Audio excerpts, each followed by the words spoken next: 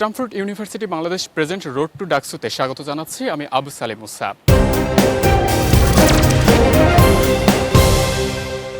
আজকে আমার সাথে রয়েছেন স্বতন্ত্র এজিএস পদপ্রার্থী তাহমিদ আল মুদাসসির চৌধুরী, যার সাথে আমরা কথা বলবো ডাকসুর বিভিন্ন ইস্যু নিয়ে এবং বর্তমানে ডাকসুর পরিস্থিতি ঠিক কোন পর্যায়ে রয়েছে।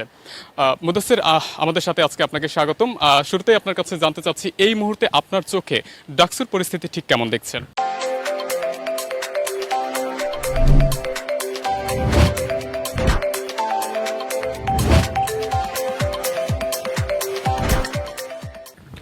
আপনাকে অসংখ্য ধন্যবাদ। এই মুহূর্তে আসলে ডাকসুর যে পরিস্থিতি আমরা দেখছি সেটা আমার কাছে বেশ আশাব্যঞ্জক। আমরা দেখতে পাচ্ছি আসলে ডাকসু আটকানোর জন্য নানা ধরনের ষড়যন্ত্র হচ্ছে।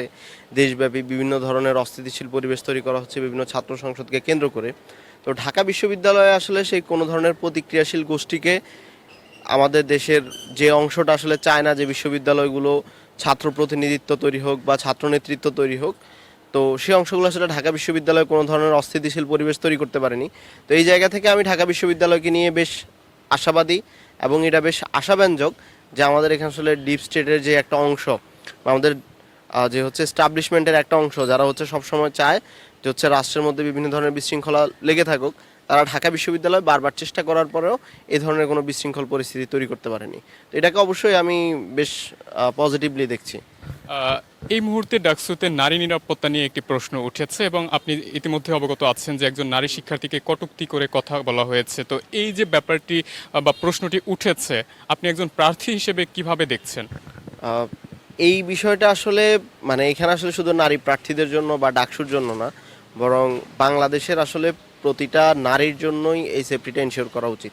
এবং আমরা ডাকসু উপলক্ষে যেটা দেখতে পাচ্ছি যে ডাকসুতে যারা প্রার্থী হচ্ছেন তাদেরকে নিয়ে বিভিন্ন ধরনের কটূক্তি ছড়ানো হচ্ছে এবং এই জায়গাতে আমরা আসলে প্রত্যেকটা দলের মধ্যে একটা অলিখিত ঐক্য দেখতে পাচ্ছি যে প্রত্যেকটা দলই আসলে নারীদেরকে কিভাবে হেনস্থা করা যায় এবং তার সমর্থকদের দ্বারা এক ধরনের কীভাবে হেনস্থা করা যায় সেটা হচ্ছে এক ধরনের প্রতিযোগিতায় লিপ্ত হয়েছে।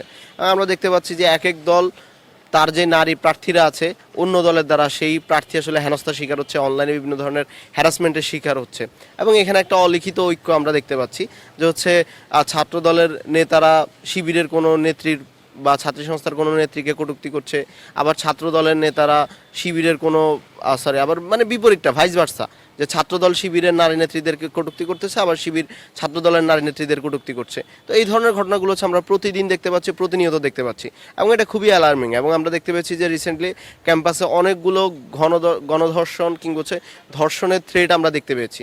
তো এইগুলো খুবই অ্যালার্মিং এবং আমরা মনে করি যে নারীদের যে সেফটি, আমরা যে নতুন করে নারীদের জন্য একটা রাজনৈতিক পরিসর নির্মাণ করতে চেয়েছি যে নারীরা হচ্ছে সেফলি বিচরণ করতে পারবে, তারা রাজনীতিতে আসতে পারবে, সেই জায়গাটা অনেকাংশে নষ্ট হয়ে যাচ্ছে। এবং এই বিষয়টা ভবিষ্যতে ধরেন ঢাকা বিশ্ববিদ্যালয়ে যখন এই ধরনের ঘটনাগুলো ঘটে তখন আমরা এখান থেকে ধারণা করতে পারি যে দেশের অন্যান্য অঞ্চলগুলোতে আসলে এটার কী অবস্থা হবে বা এটার প্রভাবটা কীরকম পড়বে।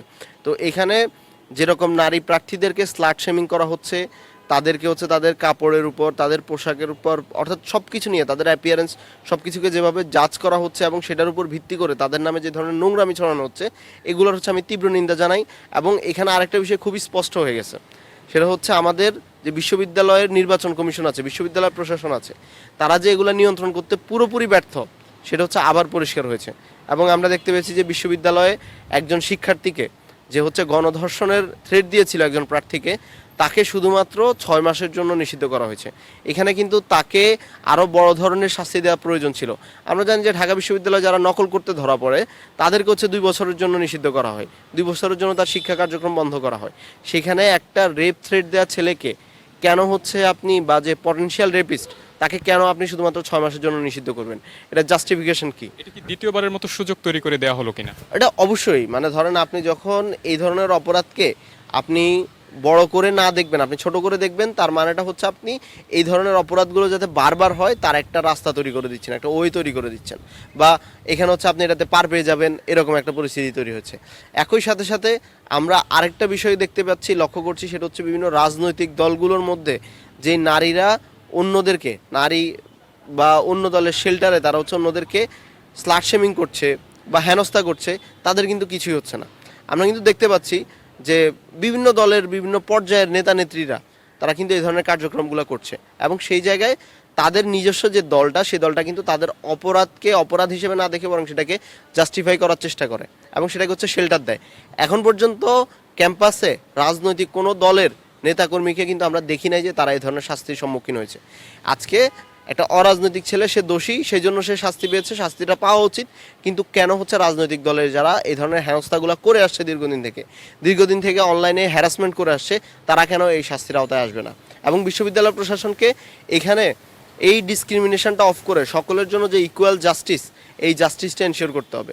এবং যে কোনো দলের মতের হোক না কেন, বর্ণের হোক না কেন, অবশ্যই তাদেরকে তাদের অপরাধের শাস্তি করতে হবে। আপনার কথার সূত্র ধরেই বলতে চাই, এই যে সমস্যাগুলো তৈরি হচ্ছে, নারী হেনস্থা থেকে শুরু করে অন্যান্য যতগুলো সমস্যায় আছে না কেন, প্রত্যেকটার তীব্র নিন্দা ও প্রতিবাদ জানানোর বাইরে আসলে কোনো করণীয় আছে কিনা? আচ্ছা, এখানে আসলে আমরা নিন্দা প্রতিবাদ এটার বাহিরে যেটা আমার কাছে মনে হয়, আমরা এখন যেই বিষয়টা লক্ষ্য করতেছি আর কি, যে আমরা সোশ্যালি এক ধরনের প্রতিরোধ গড়ে তুলতে পারছি।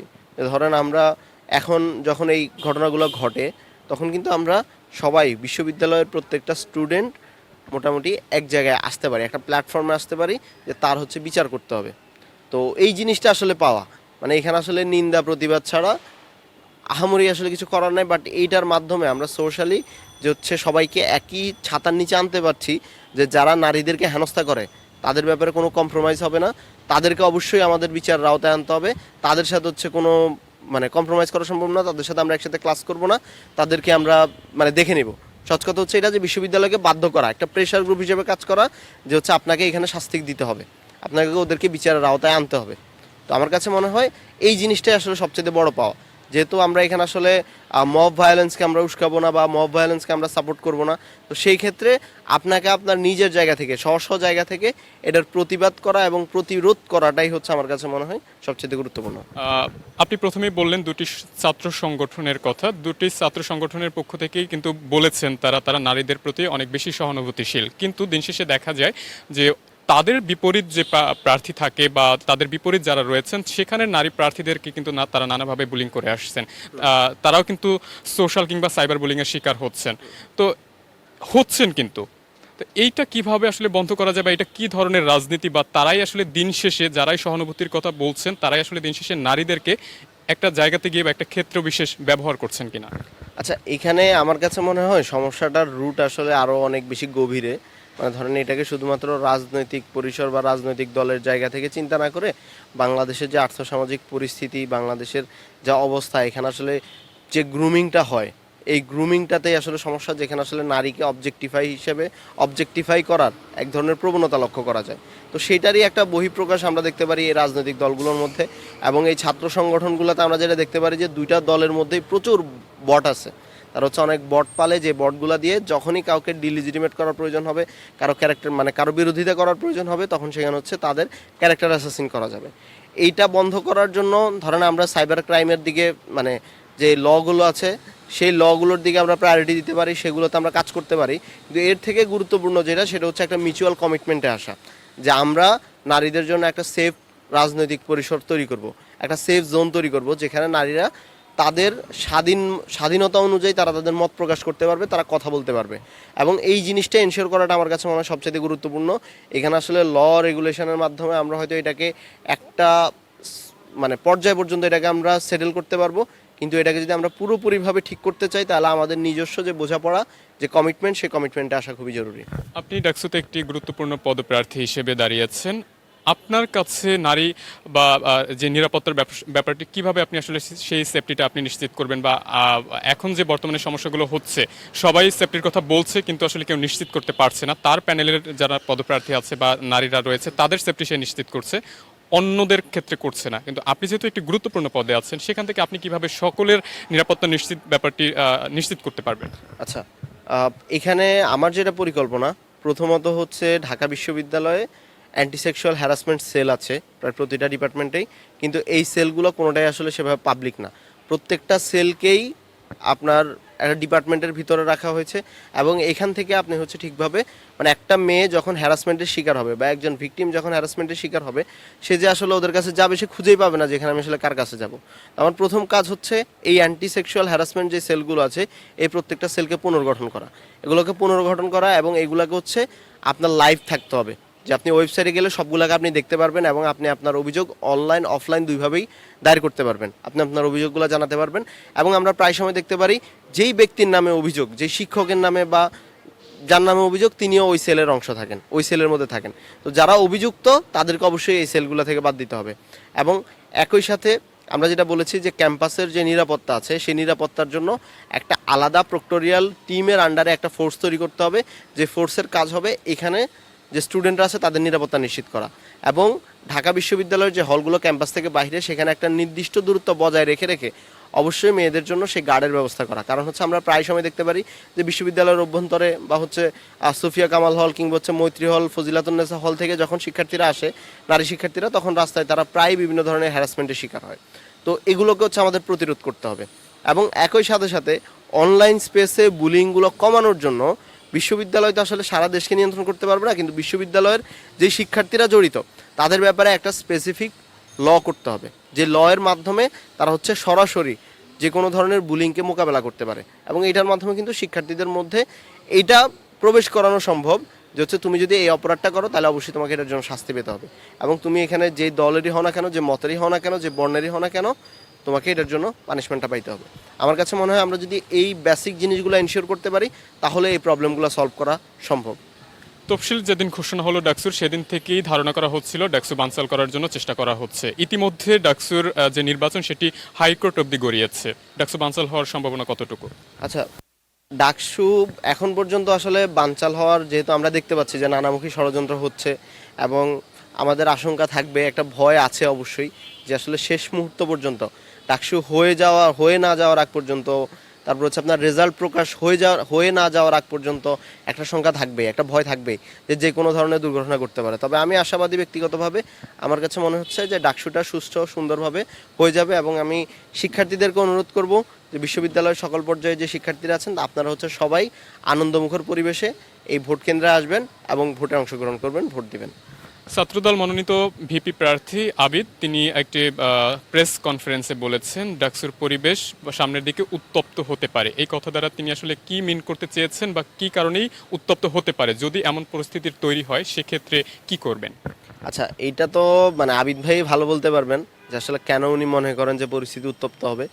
এবং এইটার জন্য একটা কারণ হতে পারে যে আসলে আমরা যে সহনশীল রাজনীতি চেয়েছি সেই সহনশীল রাজনীতি আসলে আমরা তৈরি করতে পারি নাই। আমরা চেয়েছি যে সমস্যাগুলো বিশ্ববিদ্যালয় কেন্দ্রিক যে সমস্যা বা ছাত্র সংগঠনগুলোর মধ্যকার যে ডিসপিউট, সেই ডিসপিউট আমরা টেবিলে শেষ করব, একটা টেবিল টকিংয়ের মাধ্যমে আমরা এই প্রবলেমগুলো সলভ করব। কিন্তু সেই প্রবলেমকে আস্তে আস্তে এত বেশি বাড়ানো হচ্ছে, বিশেষ করে যে রাজনৈতিক দলগুলো আছে ছাত্রদল শিবিরের মধ্যে, যেগুলোকে হয়তো বা আমরা টেবিলের মধ্যে সলভ করতে পারবো না। এটা যদি টেবিলে সলভ না হয় তার মানে হচ্ছে এটা খুবই মানে স্বাভাবিক প্রক্রিয়াতেই এটা আসলে একটা সংঘর্ষের দিকে যাবে বা ক্যাম্পাসের মধ্যে একটা অস্থিতিশীল বিশৃঙ্খল পরিবেশ সৃষ্টির দিকে আস্তে আস্তে যাবে। তো এখানে আমার কাছে মনে হয় ক্যাম্পাসে যাতে উত্তপ্ত পরিস্থিতি না তৈরি হয় সেটা আসলে আবিদ ভাইরাই খুব ভালো এনশিওর করতে পারবেন। যে আবিদ ভাইরা যদি চেষ্টা করেন যে আমরা যেই প্রবলেমই হোক না কেন সেটা আমরা টেবিল টকের মাধ্যমে সমাধান করব, আমরা সেটা আলোচনার টেবিলে শেষ করব, তাহলে আমার কাছে মনে হয় যে এই সমস্যাগুলো এড়ানো সম্ভব। এবং একই সাথে যে ধরেন আমাদের বিশ্ববিদ্যালয়ের আশেপাশে এবং বিশ্ববিদ্যালয়ের ভিতরে এখনও নিষিদ্ধ ঘোষিত সংগঠন ছাত্রলীগের অনেক নেতাকর্মীরা ঘোরাফেরা করে বা তারা হচ্ছে এখনও লুকিয়ে আছে। তো এই জায়গা থেকে তারা কোনো ধরনের অস্থিতিশীল পরিবেশ সৃষ্টি করতে পারে, কিন্তু ক্যাম্পাসের এখন যা পরিস্থিতি সাধারণ শিক্ষার্থীরা আসলে তাদেরকে প্রতিরোধ করবে, প্রতিহত করবে, এইরকম একটা অবস্থা কিন্তু ক্যাম্পাসে আছে। তো এই জায়গা থেকে আমরা বলতে পারি যে আসলে আমি যেটা প্রথমে আপনাকে বলেছি যে আমি যথেষ্ট পজিটিভ, যে অনেকেই নানামুখী ষড়যন্ত্র করবে, কিন্তু ঢাকা বিশ্ববিদ্যালয়ের স্টুডেন্টরা তারা আসলে এখন যথেষ্ট সচেতন, যথেষ্ট সতর্ক। তো তারা এই ধরনের যে কোনো চেষ্টাকেই প্রতিহত করবে। আপনার কাছে সব শেষ প্রশ্ন, বাংলাদেশের রাজনীতি কিংবা ছাত্র রাজনীতি যেটাই হোক না কেন, আপনার চোখে এই রাজনীতি কেমন? আসলে এটাকে আমরা রাজনীতি বলতে পারি কি? আচ্ছা, এখানে একটা বিষয় হচ্ছে বাংলাদেশের যে রাজনীতি আমরা চেয়েছি সেই রাজনীতি তো আসলে প্রতিষ্ঠা করা সম্ভব হয় নাই। কারণ 5ই আগস্টের পরেও আমাদের অনেক প্রচেষ্টা ছিল, আমরা বারবার চেয়েছিলাম এখানে যে রাজনীতিটা হবে সে রাজনীতিটা হবে সহনশীল, সেখানে ভিন্ন মতের জায়গা থাকবে, আমরা দ্বিমত করব কিন্তু আমাদের মধ্যকার কোনো সমস্যা হবে না। তো এখন আমরা দেখতে পারি যে বিভিন্ন দলগুলোকে কিভাবে ডিহিউম্যানাইজ করা হয়।